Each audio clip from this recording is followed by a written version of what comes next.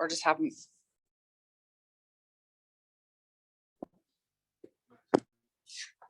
All right, who do we have? Did anybody come in the room yet?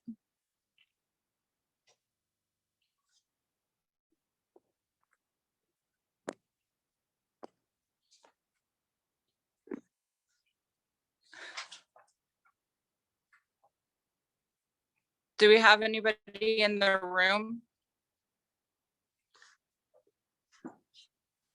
Oh, this is Ila, Abigna Yala's mom. Oh, hello, how are you?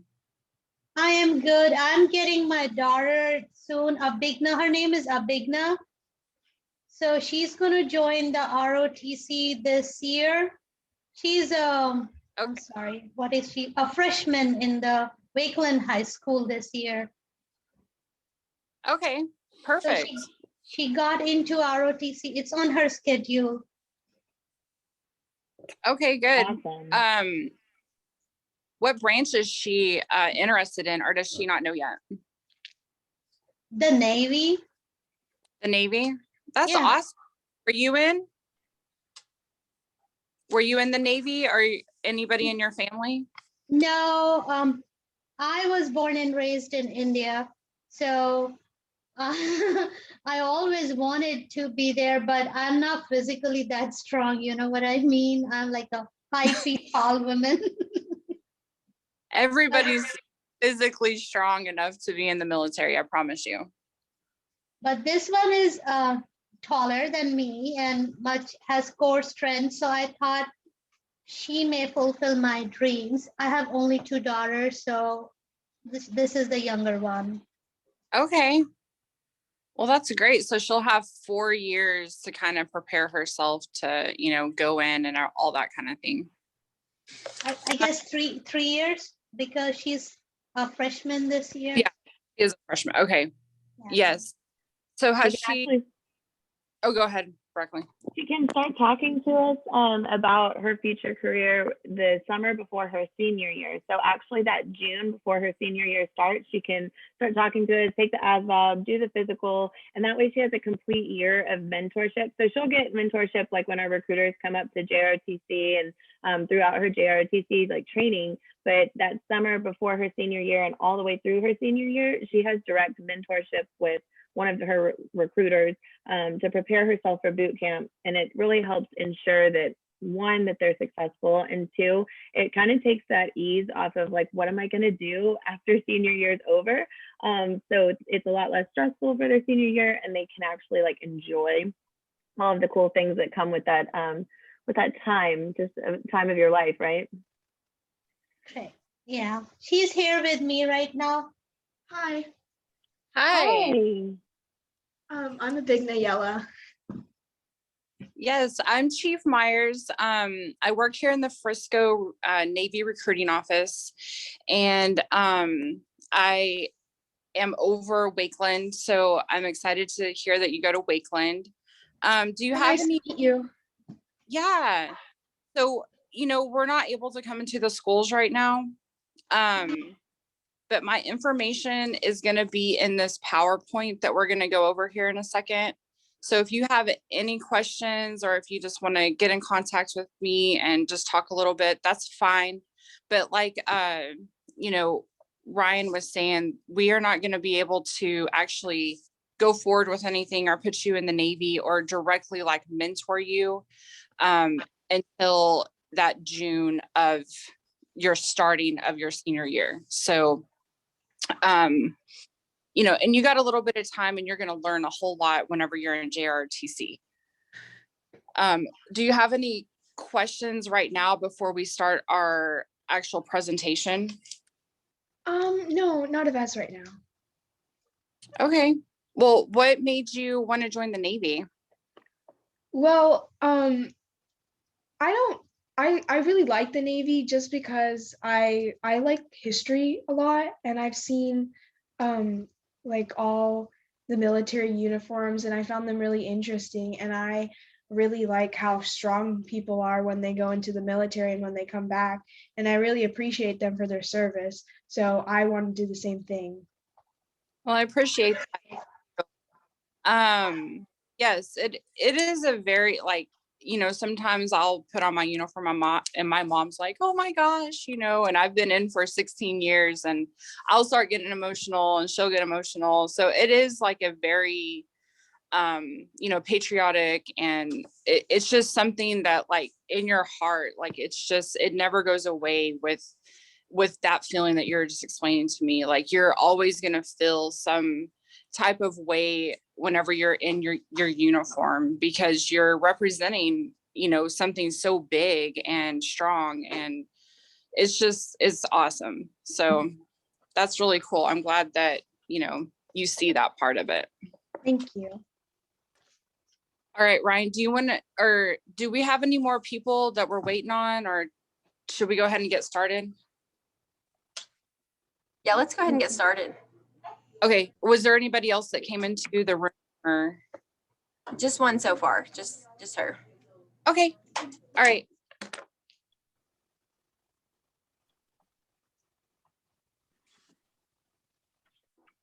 Okay, so we're gonna go through this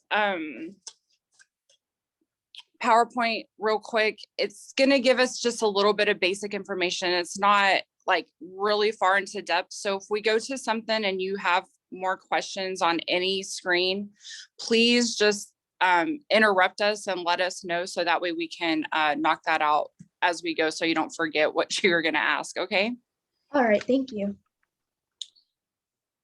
All right, so first one is, sailors, we're not born, we're forged. So like you said, you see that people are strong, and it's not for everyone. Like somebody just can't go into the military and if they're not strong-minded.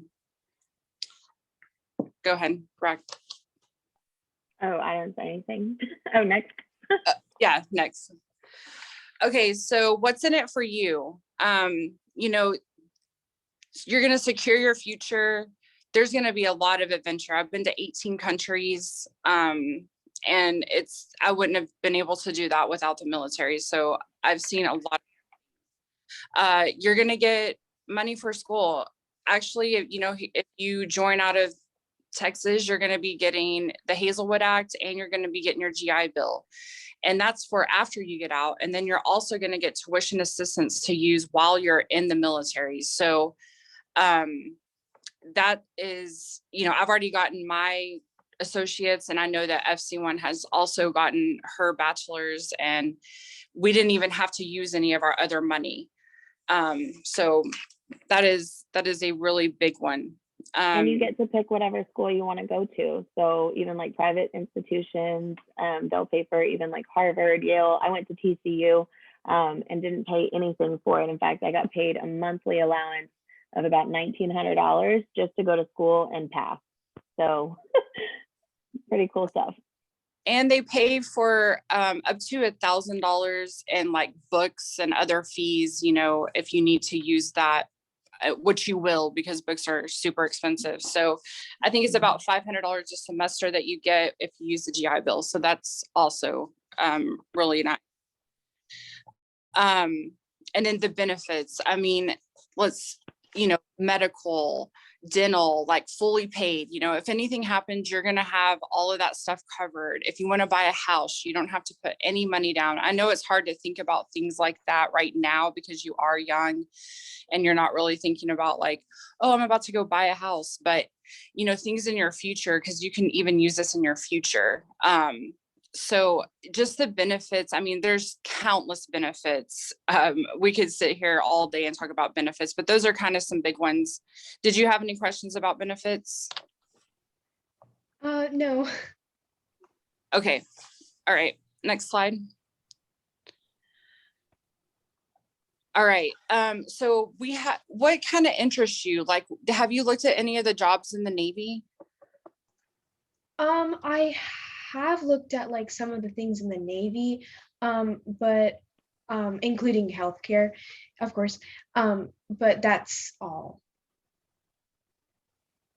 Okay, so you haven't really like researched all of the different jobs that we have that you know, because we have almost every job that you would find out in the civilian world. Somebody's going to cut your hair, do your laundry. You know, we have people that cook. We have people that, you know, work with computers. And so all of these different jobs, healthcare, you know, electronics, nuclear engineering. Do you like math? I do. Are you good at math? Yes. Okay. So, you know, our engineering program, if you go into that, you're going to get a, you know, a $36,000 bonus right off the top. And it's a great program. You get all of these college credits whenever you go to that school. And then, you know, we have a lot of aviation jobs and, you know, just pretty much anything you can think of. So, Amazing. you know, as you are going through all kinds of videos on YouTube, and I think we hung a lot of things. We have posters in your school also. You can go up and you can scan the QR code and it'll take you to the Navy.com page and you can look at it, all the different jobs. All right, next slide.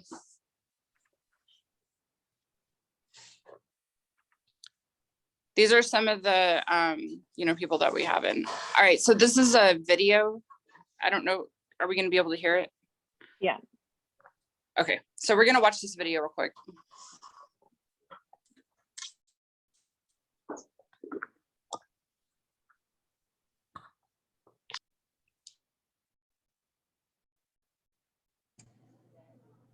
Not sure if it has sound, but we can't hear it on our end.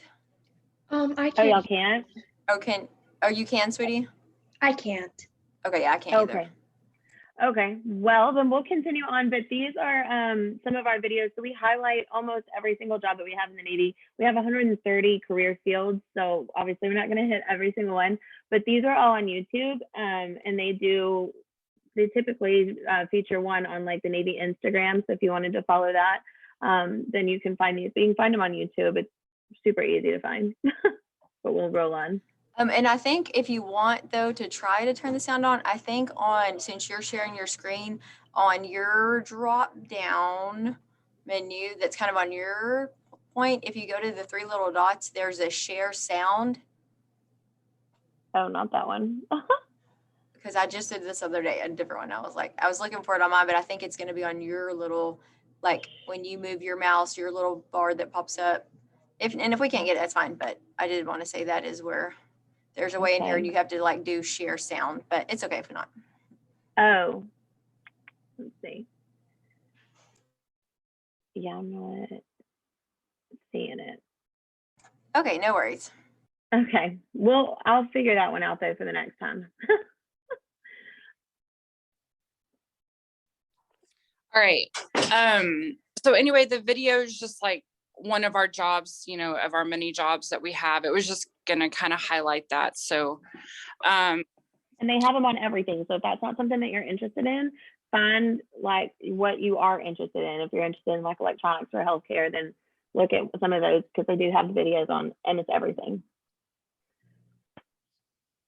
so the great thing about the Navy is, you know, we don't fly everywhere. So we're in the ocean. And so that's why we get to go to so many different places.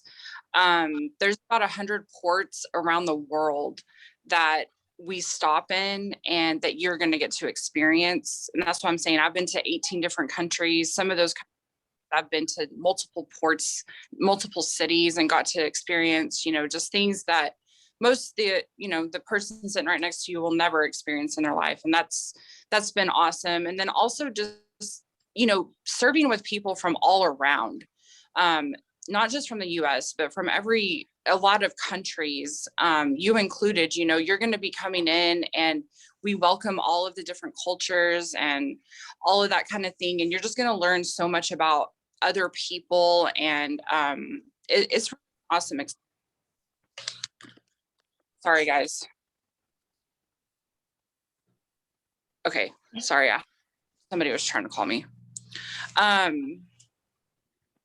So also, you know how whenever we have like a big tsunami, or if there's like an earthquake or a hurricane, like maybe somewhere else, like in Haiti, we'll get to go over there and do like a humanitarian project with them and help clean up and give them supplies. So it's really good that, you know, whenever you're involved with these kind of things, it gets, like the US, we are very friendly. Like we want to have allies. We don't want to make enemies. So, you know, we try to get out there and we try to help because we do have the means. So we do a lot of things like that. Have you ever done that, Ryan? I have. I've done a few humanitarian things, but mainly it's just delivering like supplies. And it was mostly around here, like after the tornadoes back in 2000, I think it was 15. But the Navy actually does the most amount of humanitarian efforts out of all the branches. And so our Seabees, they go and they build, you know, schools, and they provide clean water on the regular. It's not like a special thing. But the Navy has done the most humanitarian efforts in history out of all the branches. So it's good to know that we do give back and just any way that we can. And sometimes it's overseas and sometimes it's right here with our own citizens. That's amazing. Yes, it's really cool too. I mean, I worked with the Seabees. I never got to go over and build schools with them, but that was a thing that they did a lot. They always had people, you know, over in Vietnam or wherever they would go, and just it was just like experiences that they would tell me. So you might get to experience that yourself. That's awesome. All right. Yeah, next slide. So this is going to be a map of just where we're located. Okay, so right now it's just the world. And then these are all of our bases. So you can see literally we're kind of everywhere. And then these are our different fleets. So it's basically just our grouping of where our people are located so that they have someone to report to. But you could be over, you know, in Japan, you could be in Hawaii. We have 2 in Hawaii. So just so that you know we're everywhere, and it's not just like the big ones that you hear about, like San Diego, Virginia, Florida. You literally have the world at your fingertips, like Spain, Italy, that you could be stationed. So I kind of already talked about money for school. The way it works is, you know, once you join, then you'll wait a certain amount of time before you're able to use tuition assistance, just because they want you to make sure that you're, you know, you finish your schooling and you know what your job is, and you get all of your qualifications that you need to do before you're actually like doing something, you know, on the side, and you don't know what you're doing in your job. So you'll get your tuition assistance once you get on the ship or your first duty station. And then if you use all of your credits that for that year, you're able to go ahead and use your GI Bill. But you're not going to be able to be a full-time student because you're going to have a job too. So normally people take like 1 or 2 classes and they won't have to dip into their GI Bill during the school year, but that is a possibility. Now, if you decide that you're going to get married or have children, and you decide that you want to pass on some of your education to them, you can do that with the GI Bill and the Hazelwood Act. You can pass on to a child. You can't pass to a spouse. So those are really good things, but you can also use it yourself. Any questions about that? So when you like join the Navy, does that mean you're learning in the Navy, or are you learning after you join the Navy? Like after you serve for a little while? It's both. So you're going to get college credit for your training that the Navy gives you. The Navy and some of our programs are actually created by colleges. So our nuclear engineering program is actually created by MIT, and they get 107 college credits from there. I was a fire controlman, so it's our advanced electronics computer field. And that gave me 67 hours in computer science alone in the first 9 months. So basically I earned an associate in computer science in 9 months versus going to community college. And I pretty much had to do the basics, right? So that's where that tuition assistance comes into play. Every time that you go to a Navy school, you're going to get some type of college credit. So even the one I took communication at TCU, when I went to recruiting school, they gave me the same exact class, but the Navy gave me an A and TCU gave me a B+. So I was a little upset, right? So anytime the Navy says, let's go to a school, you're going to say, yes, let's go to a school because you're getting college credit. And you're probably going to get more than somebody could in the first like 2 years at a community college, just depending on what job you choose. Then that tuition assistance kicks in and you can start taking those like onesie, twosie, three classes with your basics, unless you take like dual, right? Your senior year, you could do that too. It's where you get your associates really early on. So there's a pathway. And the cool thing about the Navy is that we have mentors. So you have somebody who's been in that position and you say, here's my goal. And they're going to say, okay, cool. Let's see how we're going to get there, right? And we're going to do it together and they're going to hold you accountable. So I like the forward thinking. There's just so many ways that it can go. And the cool thing is that you're going to have a mentor there to guide you all the way through that portion. Cool? Yes. Awesome.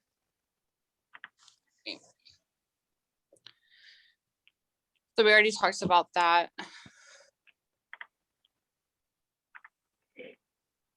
So this is a cool program. You want to talk about it? So the Navy College Program, basically what you're going to do is you're going to log the job that you're already doing in the Navy for credits or for certifications. So when I worked on electrical cards, say I worked on the electrical portion of my weapon system for 6 hours this week, I can log those hours. My boss signs off on it and I'm working towards a journeyman's electrician's license, or I'm working towards, you know, if the electrician is your total job, then you're working towards like a master electrician, which they command money out in the civilian sector, but you're not wasting the time. So you're earning certifications. If you're in IT, you can earn the IT certifications based on the job that you're already doing. And the Navy pays for the certification to be sent to you after you've met the requirements of the certification. There's another one where if you have to take a test for that certification after you've logged all the hours, then we'll actually pay for you to take that test also. So you don't, and some of the IT certs are like $900 just to take a test, and the Navy will pay for that. And if they are, like, if you have to have those certifications updated every year, they will pay for those certifications to be up, you know, for you to take the test every year, just as long as you actually say, hey, my certifications is up, you submit a request and they'll say, okay, yeah, you're good. So they'll pay for it. And then all you have to do is pass. Now, if you are not passing those certifications, they could say, okay, we're not going to pay for this anymore. But as long as you're passing them, they're going to pay for them. Okay. And your CLEP tests are And free. CLEP. So Yeah. The CLEP tests are free. So you just sign up on base for those and they say, okay, here's your testing date. And you just go in like you would take any other test.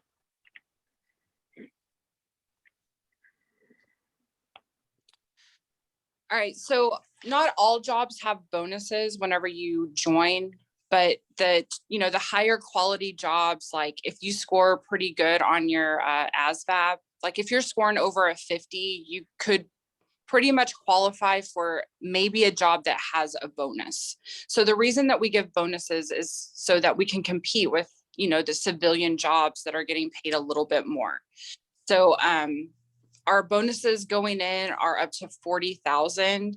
And then whenever you re-enlist after your first enlistment, which, you know, could be from 4 to 6 years, depending on how many years you actually re-enlist for, will be how much money that you're going to get in that bonus. If your job is actually, you know, giving a bonus at that time. So they change all the time. They change like, you know, every 2 to 3 months on what bonuses are what and who's getting this and that.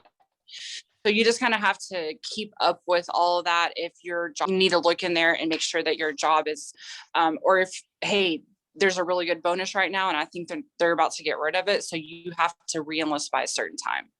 So that's kind of how the bonus things.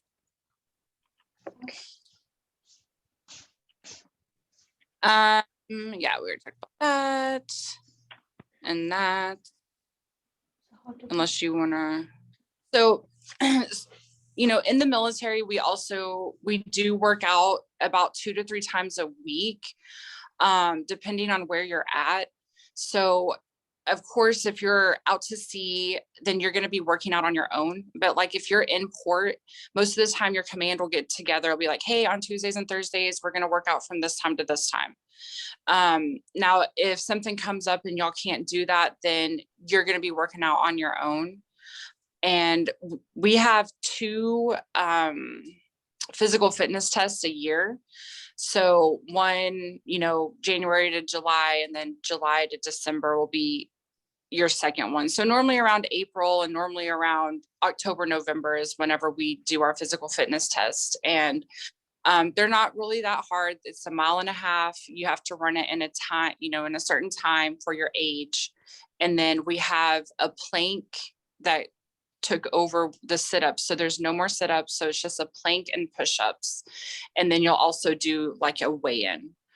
But it's really not difficult. So if I can do it. For your, they adjust it for your age bracket. And then there's also alternate ways to do your cardio. So if you wanted to do like a bike or swim it or whatever, they really give you the flexibility. Because we're not in a business of setting you up to fail. You know what I mean? Like the Navy has invested so much money in you. By the time that you just graduate boot camp, it's about $500,000 in you and your training just by the time you graduate boot camp, not including all of the other like benefits. So they're not in the business of like just kicking you out. You know what I mean? They want you to stay and they want to train you because they've invested so much time into you. And that's why they also want you to invest so much time into yourself too, and then into them. So we also get 30 paid vacation days a year. If you can find any other place that does that your first year at a job, please let me know, because I haven't found one. And I'm sure, you know, like even your school counselors, my parents were both teachers. So, you know, that is awesome thing. So also with that, you can go anywhere. Like you don't have to just come home, you know, you can stay at there or whatever. With rank and making like, so moving up in the ranks, you know, you're going to get a pay raise pretty much every January. So every January, there is going to be a little bit of a pay increase for everybody in the military. And then every year until I think it's your 6th year, you'll get a pay raise on your Navy birthday. That's the day that you enter the Navy and go ship off to boot camp. And then every 2 years after that. So on your even years, you'll get a pay raise on your Navy birthday. And they also give you, you know, money to keep up your uniforms, because we don't want to be walking around out here not looking good in our uniforms. So any questions on pay or anything like that? Gender inequality, do you see that in? I'm sorry. Oh, okay. Oh, so she can see me, right? Hi, hello. Hi. So I'm back here. So I mean, how do I ask this? Do you see like, I'm going to go ahead and ask it. Do you see like a gender inequality in terms of moving up in the ranks like that in the forces? Absolutely. No, ma'am. The Navy actually has one of the highest diversity in the upper chain than all the other branches. Like we actually have a lot more females in leadership positions, and even the civilian sector, because we don't, when you go up for promotion, you don't include your face. You don't include a picture of yourself. The Navy tests you on your job and then your evaluation. So how well you do your job, and it's pretty much faceless. So what you put in is what you get out. But we do have more women in leadership, I think, than even the civilian sector. And we're so far ahead in when it comes to like diversity and like protecting people's differences. Even like we have all kinds of equal opportunity reporting, all kinds of stuff, just to make sure that everybody's being respectful. And I know some civilian sector jobs right now, like oil and gas, they're just starting that. So the Navy's light years ahead in means of that. There's no glass ceiling, right? And everybody gets paid the same. It's based on what rank you are and how long you've been in. And that goes across all the branches too. So I'm going to make the same amount of money as a Marine or an Air Force guy or an Army guy, that's my same pay grade, my same rank, that's in the same location, physical location, because that affects some things. And then it's demographically the same. So married with a kid. Okay, that sounds very comforting. Thank you for sharing that. You're welcome. You know, just speaking on like my personal experiences, like whenever I came into the Navy, they were really pushing for equal opportunity for women. And in my job is mainly men. And I have made it up to a chief petty officer, which is an E7. And whenever I tell people what my job is and my rank, they're just like, oh my gosh, I've never met a female chief bosun's mate.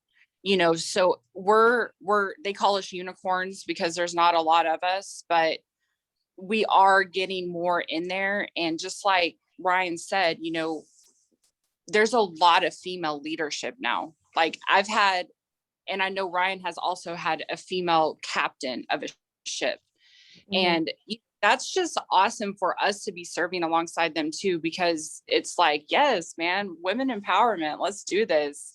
But it's also just saying like to everyone that, you know, we are equal. We can do what men can do. So. Yeah, I work in an all women's team in healthcare. So this is a little bit unknown to me. That's why I asked the question.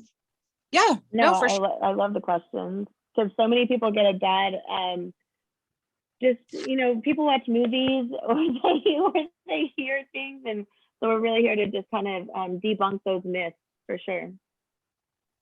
Thank you. All right. Next slide. Or, okay, so if you do decide, are you trying to make this a career? Like, do you want to do 20 years and retire?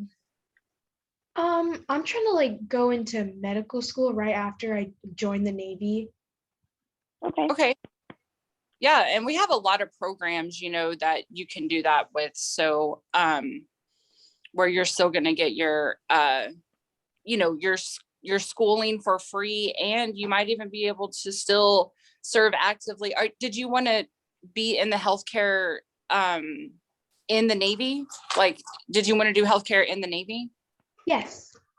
So you want to be an officer? I think so. Okay. Yeah.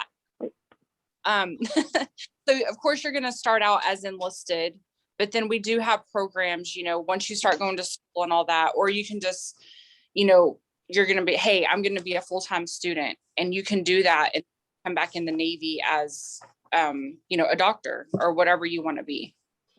So yeah, we do have some cool programs.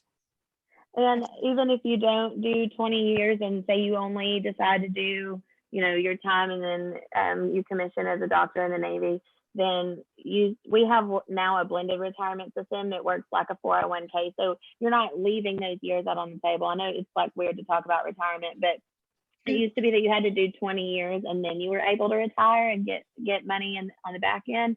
Now you can pay into it and then you can take it somewhere else. So it's a lot more flexible. Okay. 20 years sounds daunting. It sounds intense at first. So that's why I tell people that, like, your time's not wasted. And it goes by so fast. Like I mean, I've had a class in the Navy, and I can't believe I've already been in for 16 and a half years. So, you know, before you know it, you're like, oh, well, I've already done my first enlistment. I'm going to do whatever. So, and there's just so many options that you can do. So don't let people hold you back. Like, you need to, if you know what you want to do, go for it, because that's, you know, we need people like that. And, you know, if you're ambitious, people are going to back you up and they're going to help you get there. That's what we do. Thank you. All right, next slide. All right, so it sounds like you want to be enlisted. did you know anything about the reserves? No, not if that's right now. Okay, so if you go enlisted, so pretty much the difference is if you're an enlisted sailor, you're gonna go to boot camp, you're gonna go to your schooling, and then you're gonna go wherever your first command is. So whether it be a ship or a hospital or a CB unit or whatever you're gonna do, okay? So you're gonna work that job full time. You can go to school part-time, but you are, hey, will you answer this, please? You are going to be working as a Navy sailor for your full-time job, getting full benefits. Now, if you go reservist, you can, you'll still go to boot camp, you'll still go to your schooling for your job, and then you would come back here and you would live at home, or you would get your own place and you would go to school, and you would do 1 weekend a month with your reserve unit, and then you would do 2 weeks a year out in the fleet, getting, just making sure that your training is all good to go and that you're still like good to go with your job. So, I think it just depends on what you want to do, on which way you want to go. But if you're doing a reservist, then you are only going to get paid for that weekend. Please talk about that, Ryan, because you are a reservist and you know way more than I do. So the cool thing about reserve is, like, say you got accepted into a college and you actually got a scholarship, right? You could actually be stationed close to that school. So if you join the reserves, we, like anybody else, we promote from within. So say you're like, okay, I got accepted into school, I got a scholarship. You can use your reserve GI Bill, which is right now it's like $378 a month. You could use that in conjunction with whatever scholarship you had. You can live anywhere in the United States that you want to, because we'll just change like where you report on your weekend. So you could still live in a dorm, right? You can still do all those things. And then once you were done, you could put in a package to go commission as an officer, or one of our medical school programs. Like we have HSPS, we have so many programs. Like I'm going to lose you an acronym. And then you just do your 1 week in a month, but that weekend could be anywhere. It could be Oklahoma, it could be Florida, even Hawaii. So the reserves is good if you want to be able to like go to school full time and you have like a scholarship, because we're not going to pay very much for it. But you also still get to do your duty on the side. And then, like I said, you already have like a security clearance, you're already in the Navy, you already have recommendations from people in the Navy, your reporting seniors, that can say, yeah, she would be a really good officer. Cool. Yeah. All right. And then when you're in the reserves, that doesn't mean you have to stay in the United States either. You could do your 2 weeks like in Spain if you wanted to. Yes. So you still could travel in the reserves, because you have like I said, you have a little bit more flexibility. You can choose to go. I think we had an option to work the inauguration, go to Spain, or go to South Korea. And so people got to choose between those three just based on what we were attached to. So some pretty cool opportunities still to travel, and it was still free. And the officer is what you're shooting for, right? Once you get that degree. Here's the differences between active and reserve. I don't want you to get lost in the sauce right now, just because there's so many things that each one has. And JROTC is going to teach you all about these two pathways for the next 3 years. So once you kind of get a little bit more grasp on it, because throwing a lot of information at you at one time, then you can ask specific questions. Cool. Just have like a notes tab in your phone of like things that you want to ask Chief Myers. Okay. Okay. Also, are you planning to be in JRTC for the rest of your time like for the next 3 years? Yes. Okay, that's great. That'll get you promoted automatically since you have that. So you won't be going in as an E1, you'll be going in as an E3. Oh, wow. Means more money. More money in your pocket, girl, about $800, $900 a month. So, yay. So stick with that, okay? All right, on this screen, this is my number. This is my email. This is also Jeff's number and his email. So I am VMC. I am Casey Myers. Please take my number down. And if you have any questions, you can shoot me a text. Actually, I do want you to shoot me a text with your name.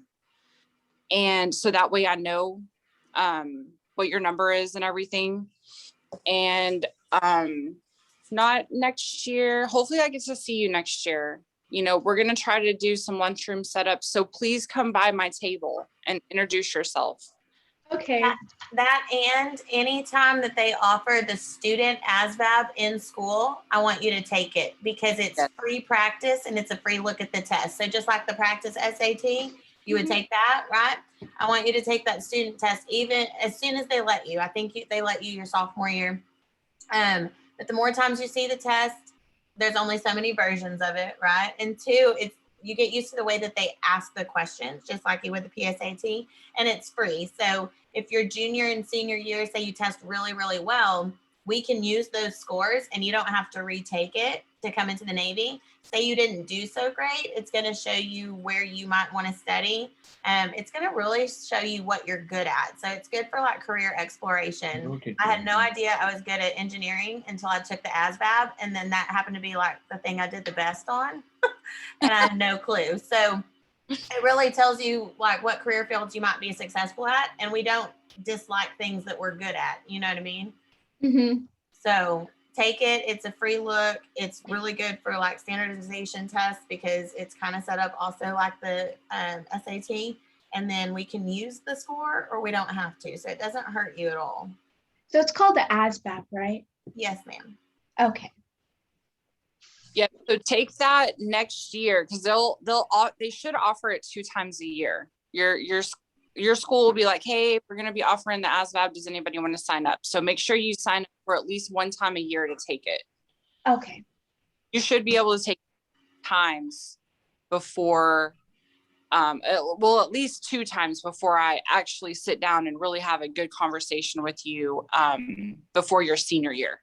Mm-hmm. So like, are the ASVAB kind of like SAT tests that you can find in like bookstores and Yes, there is a really good website to use to study. It's got all the study guides that would be in those books. And then it's got practice quizzes too. It's called asvabtestbank.com.